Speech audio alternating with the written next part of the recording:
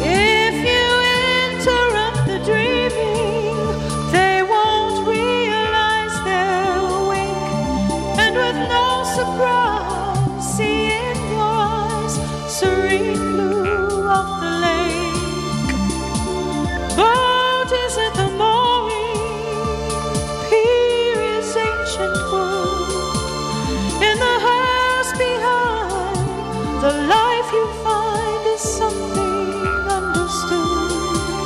So there's now those vital minutes, time is keenly found. We are not alone, water over stone, even if you're by yourself. Good morning. I am Catherine Bell, and welcome to the Dream Journal, a weekly show where we explore the healing powers of your nighttime dreams through conversations with dream experts and with you. In the words of Carl Jung, who looks outside dreams, who looks inside awakens. The name of today's music is 30attitude. DreamWorks supported her during her battle with cancer. Author Kathleen Johnson joins the Dream Journal today to talk about her book, Year of the Onion, A Healing Journey with Cancer. I am your host, Catherine Bell of Experiential Dreamwork, and welcome to the Dream Journal. The Dream Journal is also a podcast, so you can look for that on all podcast platforms, and also on the KSQD website at ksqd.org/the-dream-journal. Look for the Dream Journal, review it, subscribe, and tell a friend. It really helps people find the show, and most importantly, it gets you a chance to talk to other people about your dreams. And isn't that such a lovely thing, to talk about your dreams? Okay, so I'm going to start by talking about one of my dreams. Well, gosh, this is just a dream that has stuck with me. Just this tiny little fragment. I didn't even write it down until the next day, but it just kind of stayed with me. There's a woman in one of my groups named Etta. It's just this lovely old-fashioned name, and in the dream, people are addressing each other as Etta Diane, Etta Jenny, and Etta Catherine. And it turns out that this is the proper way to address a witch. Like, this is the proper honorific for a witch. And so to be called Etta Catherine and to be recognized, it's hard to say, I'm stumbling over the word, to recognize my powers of alchemy, transformation, all those things we associate with witchiness, of power. Etta Catherine. Well, here I am today. Etta Catherine. So, call-ins during the last 30 minutes of the show. We'll be opening up the phones in about 25 minutes. And you can also send us an email at any time at onair@ksqd.org, onair@ksqd.org. Kathleen Johnson is an artist, writer, grandmother, spiritual seeker, dreamworker, and octogenarian who lives in Summerville, South Carolina, a few miles inland from the coast and historic Charleston. She has worked with her dreams for over 50 years. She is the author of The Year of the Onion, A Healing Journey with Cancer, released in 2021. Kathleen has been cancer-free for the past 3 years and attributes much of her healing success to the help of working with her inner resources. More than a memoir, her book encourages us to wake up to all the guidance that surrounds us, including the nightly connection that we have with our dreams. Her website is KathleenMilletJohnson.com. That's Kathleen, Millat, Johnson.com. Hello, Kathleen. Hello, Catherine. So good to have you on the air. I read your book and I really enjoyed it. I found that I was really along on a wild ride. Thank you for reading it. It was a wild ride. Yeah. So I wonder if you can, this is all about the healing journey with cancer, but you obviously knew a lot about dream work before you got cancer and used that as part of your journey. I wonder if you could tell me a little bit how you first got started with dream work. Like, what first interested you? Are there early dreams that you remember that or what is it that's first interested you in your nightly dreams? Well, as a child, as many children do, I had flying dreams, and I loved to fly. And I also had a recurring nightmare that haunted me. I can still feel it in my bones. It was one of being chased at night and being able to fly and knowing as my pursuer got closer and closer that I could fly and I could get away. But at the last minute, I tried to lift off and I couldn't. And it was a male, reached up and he grabbed my legs. I was right above his head and he grabbed my legs and he pulled me down. And at which point I felt like I was going to be murdered. Oh, yeah. And yeah, I had that dream a lot as a child. And so I was always interested in my dreams. And in my early 20s, I became even more interested as I got into therapy and read different books. And I got into the Edgar Cayce readings. And I was able to go there. This was in the 60s. I was able to go there for 2 years and be like an intern. And of course, Cayce said a lot about dreams. And there were a lot of people there, like Stanley Krippner and other big ones talking about dreams. And I got to hear them as part of my internship.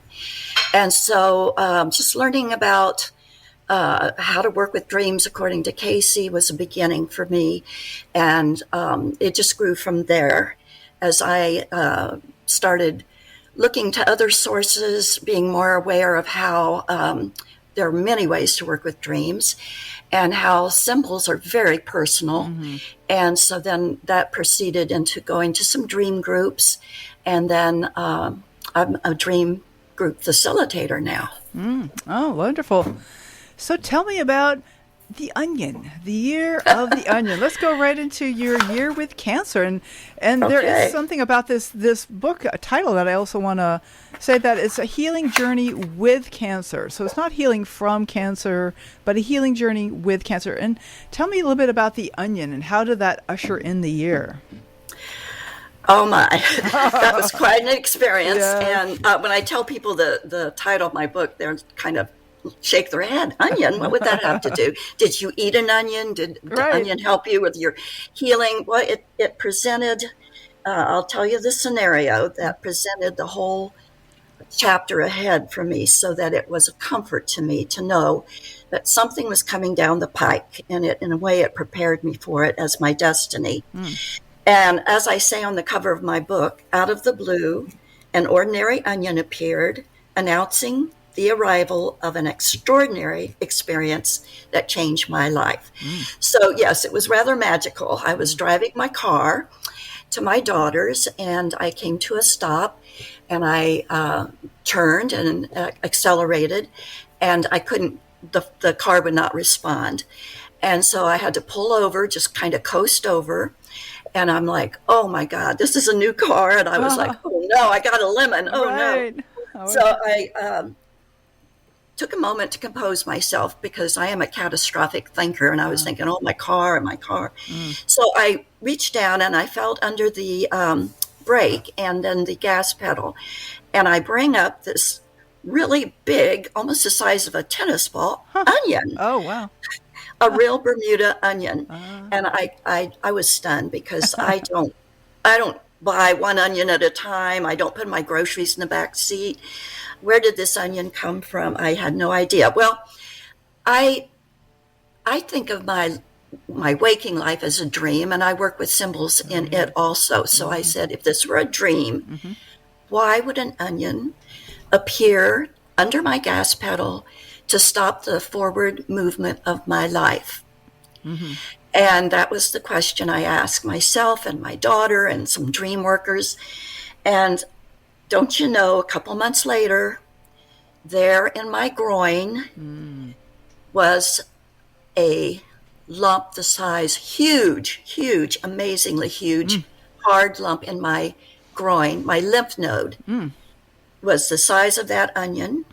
It did stop the forward movement of my life because it was filled with cancer. And that lymph node, bless its heart, knew exactly what to do. That's what they're for, after all, right? Yes. And so the good news was, yes, I had stage 3 cancer, but that lymph node was holding it, so it didn't metastasize. Wow. So that was quite a shock, and that began my journey. Now, as I understand, it was actually quite a journey to even just find out where the source of the cancer was, and that's like part of the mystery of the novel. I won't give it away, of the memoir. Yes. But I wanted just to ask about dreaming. So how did dreaming start to step in here and help you with this journey? Well, I had actually had a dream before all this happened. Oh. And this dream was so disgusting to me that I went into denial. I forgot I'd had a dream about an upcoming problem. And it wasn't until somewhere along in my journey, I was looking back through my journals, and I was kind of like, well, why didn't one of my dreams tell me? Right. And there it was. Oh. And the dream was that I was taking a shower, and these translucent little parasite, tiny little things were falling out of my body, off my body.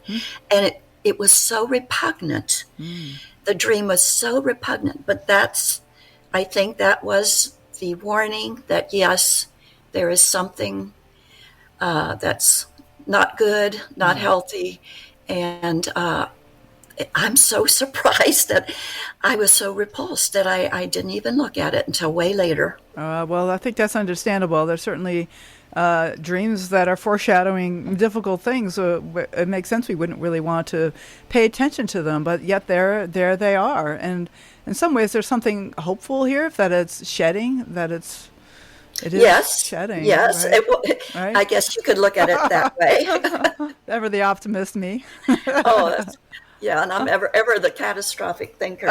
But when I found that lymph node, I jumped up out of bed and I immediately went to the phone and made an appointment and got on it right away. And the lymph node was aspirated, and I went to my doctor for the results. And of course, very hoping that it wasn't what I thought it could be, which was cancer, and it was. And I then went through the medical, the whole system of what they do next. And all my medical people were confounded by the size of it and where it was where was it coming from? Where was the cancer? And so they looked here, there, and poked around in all parts of my body. They gave me a test for AIDS. They conferred with each other. It was just it wasn't coming from any place that they could find. I went to Mayo Clinic twice and finally found out. And it was just a long time waiting and living in that limbo. Right. I have cancer, but what's the treatment going to be? Because we have to find out where it is. Right. But anyway, so that's how it all started. It was very anxiety provoking to have to wait and wait, So how about during during that time with your cancer, did the dreams offer sort of guidance about how to help heal yourself? There's physical healing, but of course there's all kinds of other healing that goes on during this book, which is why I think you have the name Healing with Cancer, because there are other things that were healed that year as well. So, but let's start with the physical. Were there specific dreams that helped you deal with symptoms or to know what to do to help deal with the cancer? Well, first of all, I think it was a big help that I was the age I was, which would have been like 76. And I think I had reached a point of maturity and spiritual contentment so that it didn't completely terrify me. I had some spiritual support in myself, with friends, with my daughter. And so I think that I was able to not go into complete panic. And so what I did was I decided to walk the middle path and use my inner resources. And of course, one of them was my dream work. But I also felt that this something to work with and understand, not something to do battle with. Yeah. It could have been my age. I wasn't raising children, or I was kind of coming to the last chapter of my life anyway. But I was actually at a point where I was really, I don't say I made peace with everything, but I was open to seeing what it had to give me. Right. So that's part of what you mean by the middle path. So you're not neglecting it, but you're also not aggressively attacking it. Is that what that means? The middle path? Well, I did the medical. I listened to the medical people. They wanted me to have chemotherapy. My intuition said, no, that's not right. But I went ahead and I got a second opinion. And the other surgeon said, yes, you must have chemo. Okay. And then I just said to myself, well, that's two opinions. However, I don't feel that's my path. And that's what I want to encourage people, that you don't have to go completely one way or the other. You can walk a middle path. You can learn from the research and the medicines. You can trust your doctor, but you can also do your own research and use your own inner guidance. So did you end up doing the chemo? No. Oh, you did not. Even after two. Okay, I can't remember the details in the book. Yeah, no, I didn't, and I am so glad. And I don't say that for everybody. I have a dear friend. She just did chemo. I have a couple of friends who have done chemo, and they felt that was the right decision for them. Okay, so that's the key. Is like, what do you feel is the right decision? Yes. Yeah. Okay. Well. Yeah. And I think people go into the doctor's office and they forget they have inner resources, and they just sort of sit there kind of taking all this in, and they're kind of panicky. But, in my book, I not only tell how I use all these resources, but I give a chapter on dream work, on intuition, on working with the whole brain, the right and left sides, and questions to ask your doctor. Excellent. So did you ever tell your doctor about the dreams that you had, or even this synchronicity, this funny onion, or anything else like that? I did, but I talk to my different doctors all the time, and kind of the world I live in, is full of these ahas and these wonderful things, and they don't dismiss me, thankfully, but they have bigger things on their mind, like the next patient. Right. But I did give each of my doctors and their head nurses a copy of my book. Okay. And I'm hoping, and I do talk to I still have to get scanned, so I do talk to my oncologist, and he's still getting ready to read it. And I also asked him, is there a way that I could do a presentation, some kind of workshop about some of this stuff? And I know he's still thinking about it. He sees me as kind of a wild card. Sounds to me like you are, in the best possible way. The wild woman, Kathleen. Yeah. So, in fact, I heard you had a birthday recently. Happy birthday. So I understand Thank you. You are now 80 years old. I am. Congratulations. What a shock. I got my first card. It said 80 on it in big red letters. And I'm like, I couldn't believe it. I mean, it's hard to look back and think of yourself as elderly, which has connotations. So I kind of like the octogenarian title. It sounds kind of impressive. Well, you're in your ninth decade. You've begun the ninth decade. So that's another way to look at it. Yes, I'm headed there. Yes. And, I can look back at my whole life now, and that's the gift of age. You can sort of, if you're an introspective, mindful person, you can see all the hills and valleys and what you went through, and times like my divorce. My dreams helped me so much through my divorce. Yeah. I thought my divorce was so painful, and it's just as death of a dream, death of a family life. It's horrible for me. But my dreams were just reassuring me I was on the right path. And I would have dreams where sometimes I would be trying to reconcile with my husband. We would be getting a new house, trying to fix it up. But then the old house would come along, and I'd be in this old house and unhappy. And then finally I reconciled. A dream came where he was on a boat going one way, I was going the other way on another boat. Right. And we just kind of looked at each other, knowing that our paths, and my dreams were really helpful. They have been very helpful in my life. And you give so many beautiful examples of how your dreams helped you to integrate childhood trauma as well in the present. And you had quite a few traumas along the way. Also, even the death of a loved one during your cancer treatment, and there's been so much. That was a real shocker in that chapter. Yeah, it was a shocker to me coming out of surgery and finding out that I had to rush over to emergency part of the hospital because my partner had just dropped to his knees in the parking lot and died. After dropping you off? Yeah, after dropping me off. And so my life, as many people's lives, chaotic childhood, a lot of abuse, a lot of alcoholism, a lot of just cultural just malaise that just wasn't healthy. And so I spent a lot of my life when I finally left home in therapy and trying to find out what happened, what were these crazy people doing, and why did I feel the way I did. And my dreams, when the door finally opened for me to address the major issue in my life, I was in my 40s and I'd had a lot of therapy. And I wouldn't believe what the therapists were either hinting at or suggesting or coming right out and telling me that I had been sexually abused. I just wouldn't believe it. But you had no memory of that? Well, I had memories, but they were... Right. They didn't address it directly. Well, in my 40s, all of a sudden, I guess I was ready. And I had a dream that opened the door to the whole issue, where it was so gentle. It was such a lovely way to approach this horrific subject. I dreamt I was reading a newspaper about a young woman who had been abused. And I was just reading about somebody else. And so when I, looked at the dream, I thought, oh, that is something. I wonder what that means, But then that door opening, just that little bit of my dreams, more dreams followed.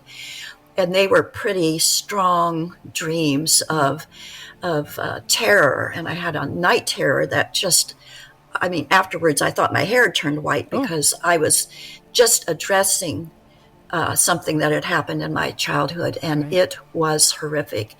And so then I had dreams finally where I stood up to my abuser, and those were very empowering dreams, and they just had me locking the door, calling the police.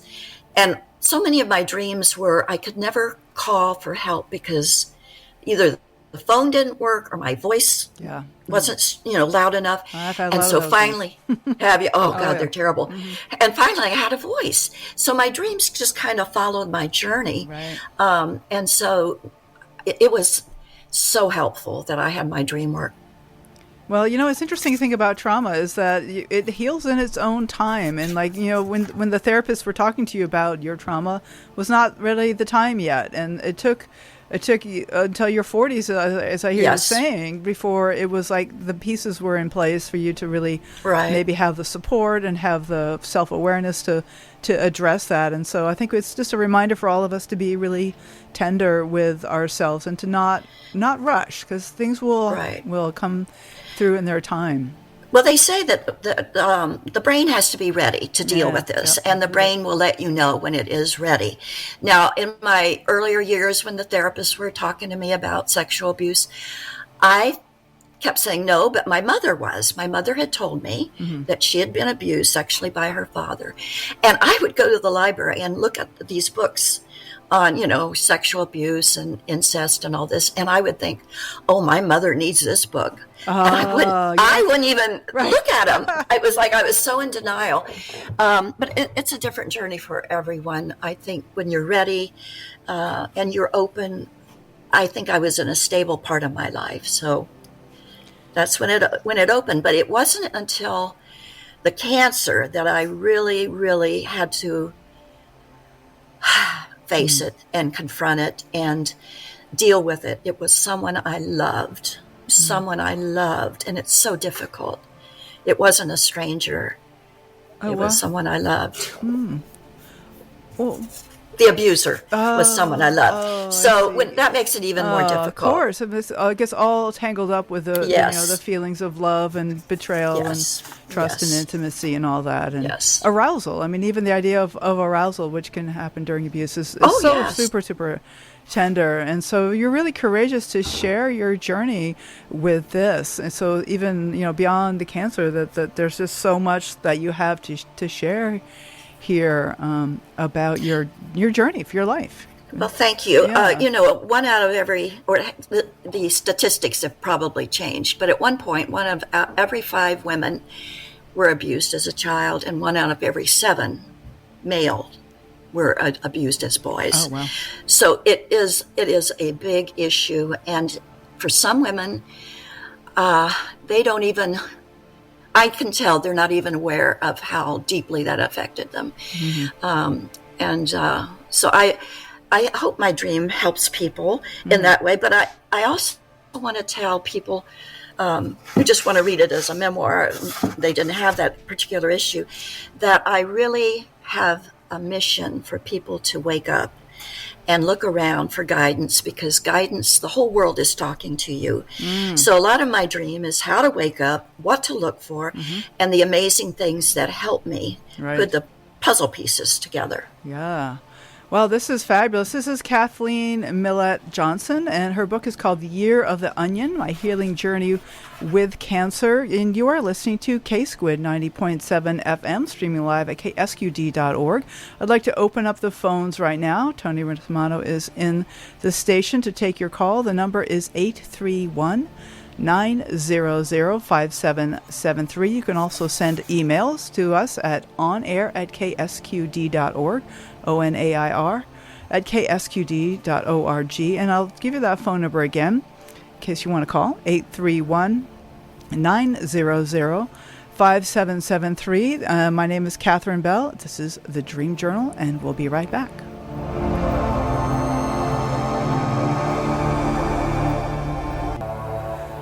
All right, this is Catherine Bell. You're listening to The Dream Journal. My guest today is Kathleen Millett Johnson, and that is, in fact, her webpage, KathleenMillettJohnson.com. That's MILLAT. And you can read about her book called The Year of the Onion, Healing Journey with Cancer. And you can find that on Amazon or also at her webpage. The phones are open. Also, let me remind everybody, the phones are open. It's 831-900-5773. We have a lot of topics on the table here. We have cancer and dreams. We have sexual abuse and dreams. And then there's a topic that I'd like to get into is aging and dreams. And how has your dream life changed? And now that you're 80 years old, Kathleen, do you, some people say... I can't believe it. Yeah, congratulations. That's wonderful. I know. And I just, I hope I have as rich a dream life as you do. Have you noticed changes in your dreams over the years? I'm wondering, do we expect dreaming to fall off as we get older? Or is there or is that just variable depending on many other factors? I don't know exactly. I'm not an expert on that, but I do notice that with older people, they dream a lot about their home, whatever their home in their childhood was that was really felt like home. I've been told that a lot when I discuss dreams with older people. Mm-hmm. Now, what's happened to me is fascinating, and maybe it's happened to a lot of older people. I see all these dead people. Like that movie, I See Dead People. Yeah. In my dreams, I see dead people. And they're my parents or their friends that have died, or even friends I've lost track of. Mm-hmm. But I'm pretty sure they're on the other side now. And my dream life is so wonderful to be able to connect with people like my dad. We did not have a close relationship, although I wanted it, and I think maybe he did too. And so in my dreams, I see him and I hug him and I sit on his lap and I put my head next to his shoulder. All the things that I couldn't do with him. And I'm like, oh my God, I am continuing this loving relationship from my dad, and it feels so fulfilling. And then my mother, who is another kind of a messed up relationship, she's appearing at the edge of my dreams. I'm not ready to deal with her. In one of my dreams, I was driving a bus, and she was waiting at the bus stop, and I decided not to pick her up. I said, "Oh, I'm not ready for this." I love that you know yourself that well, Kathleen. That like, no, yeah. I'm not ready. I'm not ready for her. Yeah. Maybe eventually, or maybe never. I don't know. If it's not time, it's not time. Yes, and I've read in other books too that, in fact, this one dream book by Tallulah Lyons. Oh, do you know her? I know the name, but I don't know her work. Well, she's written a great book, and I interviewed her for my book, so her interview is in my book. And she works with cancer. Not now; she's retired from that. But for years, she went into the hospitals with another lady, and they worked with cancer or critical illness patients with a dream group as part of the medical plan. And so she reports that sometimes people will have these long-going, year after year, relationships with somebody in their past who has died. And so she talks a little bit about that too. In her book, I'll just give her a plug here, Dreams and Guided Imagery, Gifts for Transforming Illness and Crisis. And oh my gosh, it's such a good book. And if anybody out there, wants to work with their imagery in kind of a more conscious way, she's got step-by-step instructions. Okay. Yeah, thank you. Consider her for a future guest on the show. Oh, she's wonderful, yeah. And then, you had an interview with Catherine Schamberg recently. Oh, that was so wonderful. And I went out and got her book immediately. And, the Kabbalah of Light. Yes. Oh my gosh, that is opening, because I'm still learning. After 50 years of dream work, I'm still learning new ways and reading different authors and considering creativity more in my dream work. I'll be facilitating a little local dream group coming up this fall, and I'll have a chance to work with art and fairy tales and all the different little creative ways, psychodrama that I would like to bring into dream work. Oh yeah, I love that. So what do you, from all of your years of experience in dream work, what do you recommend to people who are just getting started exploring their dreams? Do you have any advice? Yes, I do. I'm 80 years old, I got a lot of advice. It's great. Advice would be wonderful. Well, first of all, don't give up at first if you don't remember your dreams. Stay with it. You will. Your spirit is just waiting to see if you're serious. And so you get your dream journal and your book, your dedicated book, and your pen and your pen light if you want to get up in the middle of the night. You just keep at it, and it will come to you, and it will be the best gift you ever gave yourself. It's the best therapy that you don't have to pay for. It's the best connection. It will enhance your life. So just stay with it. And I'll tell you another, I have a lot of hints if you want to hear them. Please, yeah, go for it. Yes. Another hint is to, as you write it down immediately, as soon as you can, don't even wait to go to the bathroom if you can. Right. If you can get it down, write it first. And then I go back and I take a breath and I go through what I've written, and things will pop up. Oh, I remember the clothing. I remember the age. I remember this, that, and the other. So I kind of leave spaces between paragraphs where I can add what comes through the second time I, address it. Then something I like to do is circle in red all the verbs of your dream. The verbs. All the action. Okay. That holds the essence of your dream quite often. Get those circled and extract them from the dream and just look at them on their own. I also look at colors because I'm an artist and color is very important to me. I look at lighting. For me, lighting, whether the mood of the dream is dark or full of bright sunny light, really tells me a lot. So I also ask, what is the dream asking of me? Okay. What is the dream asking? Maybe a change is due in some kind of thinking. Am I ready for a change?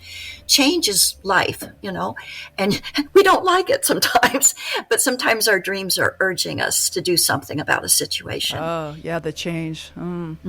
So those are, you can use color, those color pens that you just do a little switch on the top, and you can use the different colors. You can descriptives can be circled in blue, and verbs, and it's like you're extracting things out of the scenario, because the scenario and the drama, the plot line, can sometimes get you confused, and you want to go there too much. You know what I'm saying? Yeah, exactly. It's sort of to pay attention to. Like I like to pay attention to the feelings in dreams. Oh gosh, yes. The feelings are the main thing. Yeah.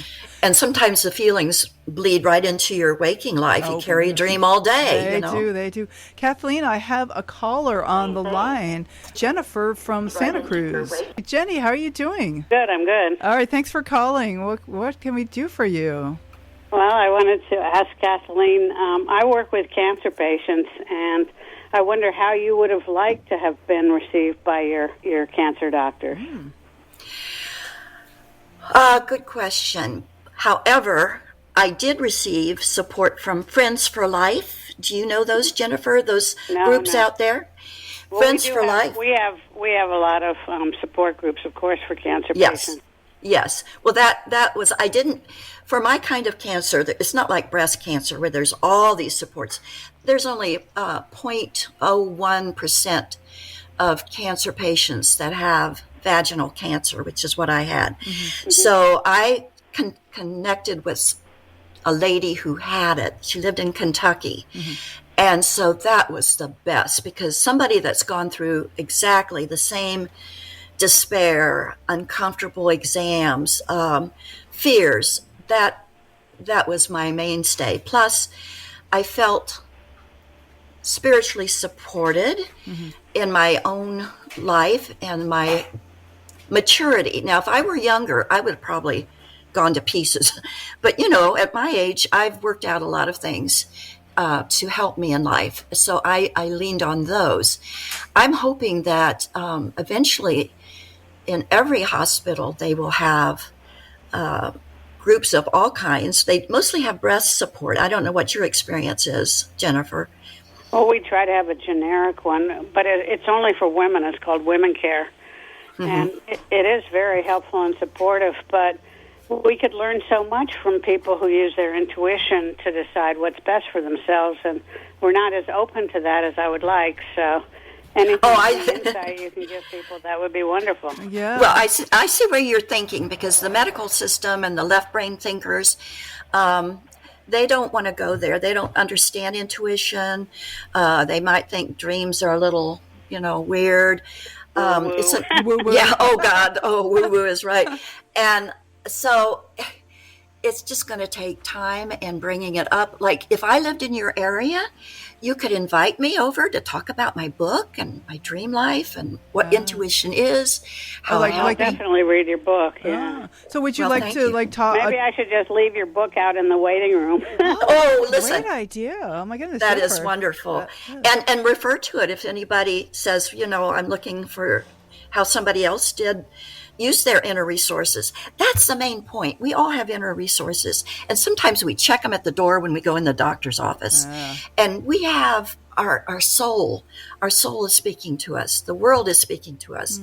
And we can look around and you can guidance is everywhere. It's everywhere. And that's what I want people to wake up and pay attention to everything around them. I mean, it sounds like I'm a little nutty, but I don't go off the deep end with it. But it makes life so much more interesting to know that all these symbols are appearing to you, and that you have help, you have guidance. And yes, we're all going to die, and sometimes it happens that you get like for me, I tell the incidents of the vultures coming to my backyard. Oh my God. I thought, this is it. All these big vultures circling around my backyard. This is not a dream. This was in real life. But it didn't. So you have to be careful. You don't want to get too carried away with thinking. Like I said, I am always going the negative way. Right. Well, certainly, dying in a dream doesn't mean you're going to die in waking life. No, it doesn't. I have a question for Jennifer, actually. Jennifer, do you ever get people bringing dreams to you? Not as much as I would like, but I'd like to encourage it. And I don't know how exactly to do that, because people come with all their preconceived notions. Right. I mean, I don't know. You see so many people that I mean, is there a way to like insert into the conversation? Have you had any dreams lately? I mean, you have like 15 minutes per person or something. And well, it's that people have so much feeling that the medical system is the authority, and they have to defer, that they're afraid to open up about that sort of thing. And when people don't want to take treatment, they have to be very aggressive about it because they're expecting to be criticized. Oh. And that's unfortunate. But it's just a question of respect in both directions, I imagine. Right. And vulnerability. Yes. So if you have a patient who says, "Oh, I've decided not to do the chemo," right? I mean, that I imagine they're. And if I say okay, they're surprised. Okay. Oh, bless your heart. Yeah. Yes. It should be finally up to the person. Right. Of course. And I even, in one of my chapters, Jennifer, I will tell you, I have ways of working with using your whole brain to make decisions. And that's helpful because the left brain wants facts and wants a direct line of pursuing how they're going to. And the right brain is more intuitive, dreams, your emotional side of you. And I have some little exercises. And I don't know if you've ever used anything in your groups where people draw themselves, draw their pain, draw the healing. There's a lot of good books out there that explain how to do this. And so that affects the right brain. And so when you make a decision, you've got information from both sides of your brain. You're not brainwashed by our left brain doctors and statistics and all this stuff. You have your own inner guidance. So if you get my book, let me know what you decide to use. If you use any of this, I'd love to hear. Yeah. Well, it sounds very interesting. Thank you so much. I really appreciate the interview. Thanks for calling, Jennifer. Thank you. Thank you. Thank you. Bye. Oh, man. She's on the front lines. Isn't she? Bless her Right. heart.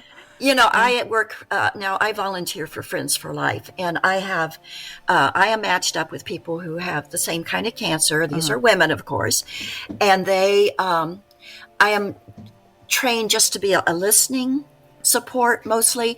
Now, if any of them would ever say, why did you do this? Or what did you do? If they ask me directly, I can tell them what I decided or how I decided to handle it. But mostly people, I want to urge people to make a decision for themselves, you know. And although I have these tools that I would like to present, I'm very careful because I feel everybody has a path and we have to be respectful for that. Absolutely. And mostly we want to pray not as to a Santa Claus God to heal somebody, but you want to support their own inner resources, their own angels, their own inner guidance, their own path. And so I love that about Dr. Catherine Shaneberg's book. At the end, she talks about how to pray, and I was like, wow, I've never seen it put so beautifully.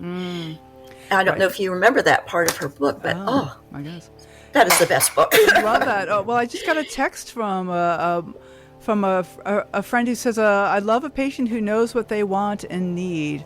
And that this is like speaking on behalf of, the medical profession and enlightened practitioners like Jennifer. I love a patient who knows what they want and need. And that's just such a wonderful testament to the power of the sort of like the other side of the consulting table.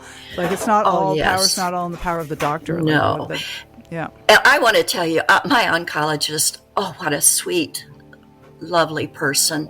And he never tried to over talk or over bored me with anything. He had his opinions and he presented them.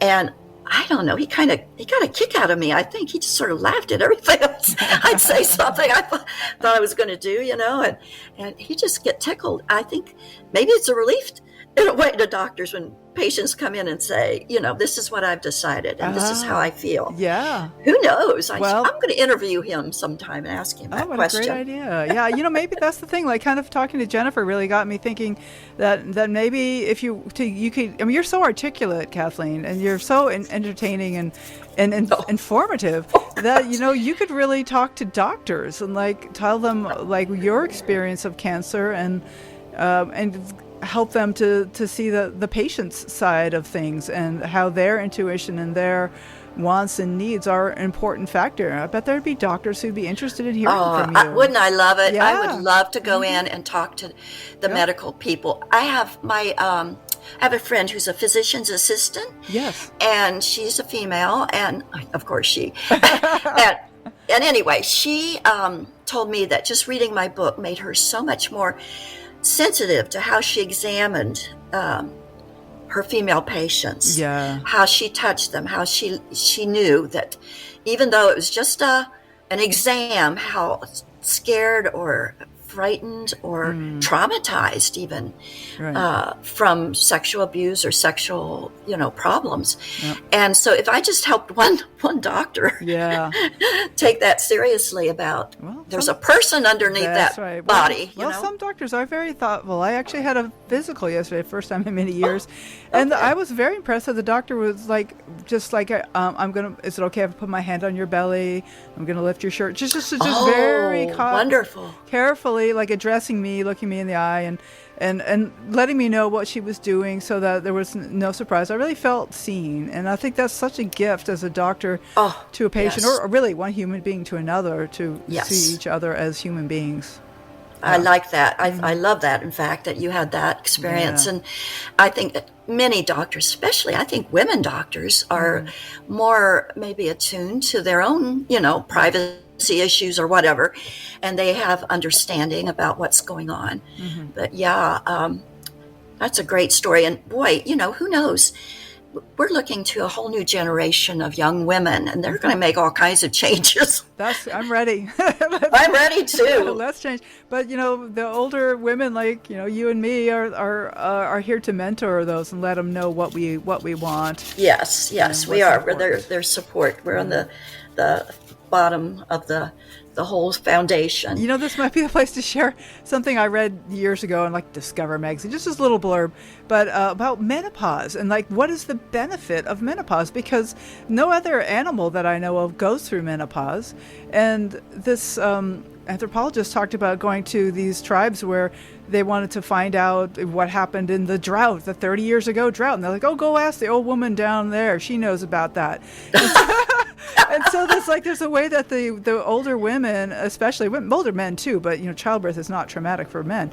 Older women hold a lot of knowledge for the tribe, and so our wisdom that is important to the tribe, and we should share it. And I've read too that menopause is all that energy that went to form new life. It's still there. It's just directed in different, nurturing. Yeah. For instance, nurturing the young that are not our own, our young people, like you said. We have to support them, and things are really, really changing in terms of women, their rights, their desires, their, we're going into a new chapter, a big chapter. I love it.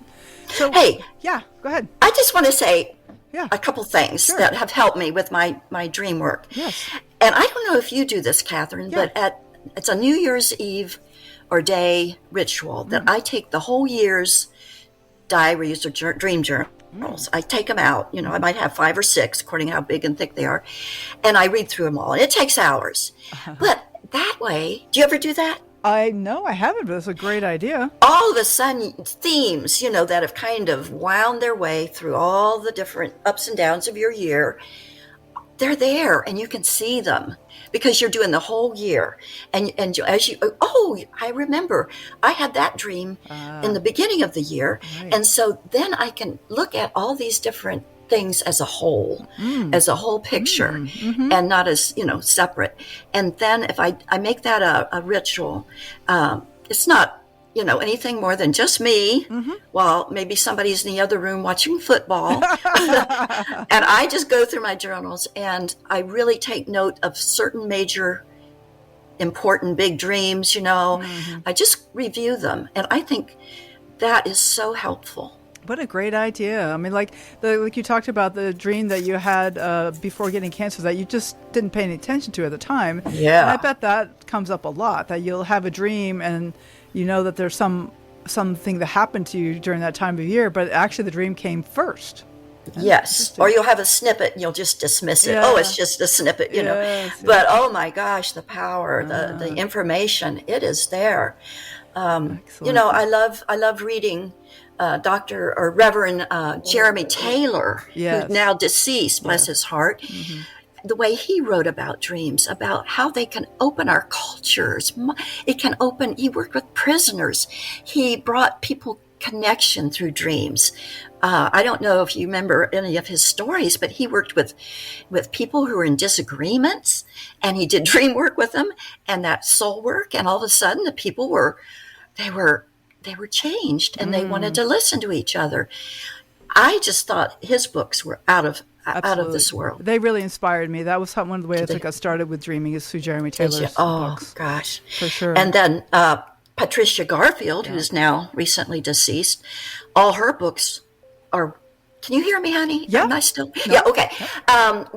They're also wonderful. Creative dreaming and children's dreams. And have you ever seen her book? It's not thought about too much. Pathway to Ecstasy. Don't know that one. No. About the dream mandalas. You know, she was quite an artist, and she would take a dream and she would draw a mandala, and she would use all her symbols in the mandala. And that book was very inspiring.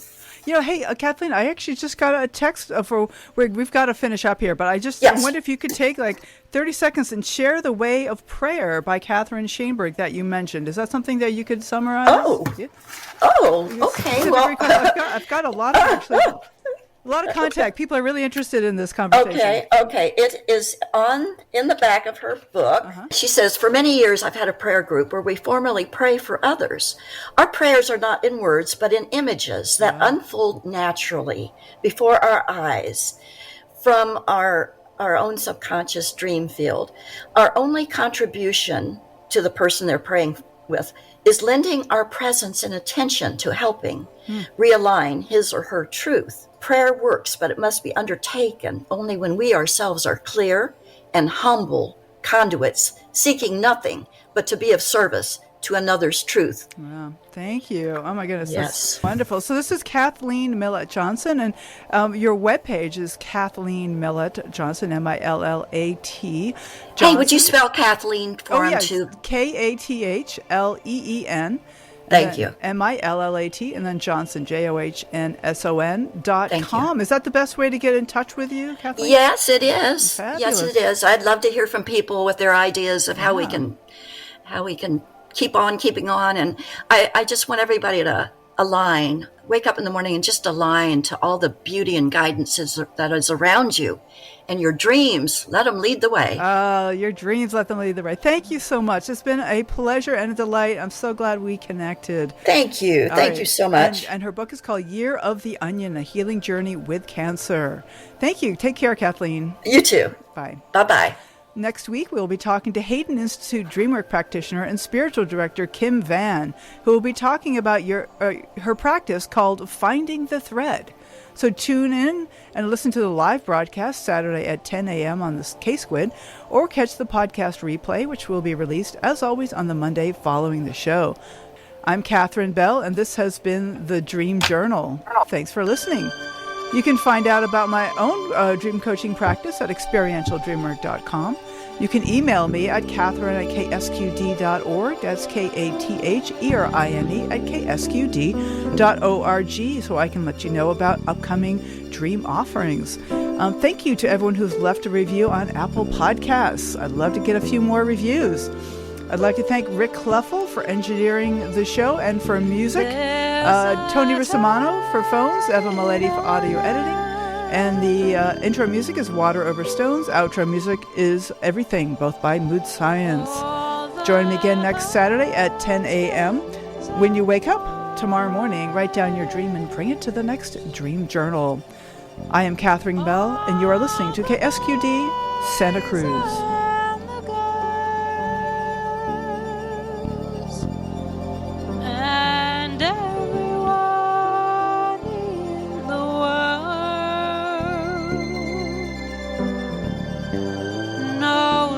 So much is wrong, but much more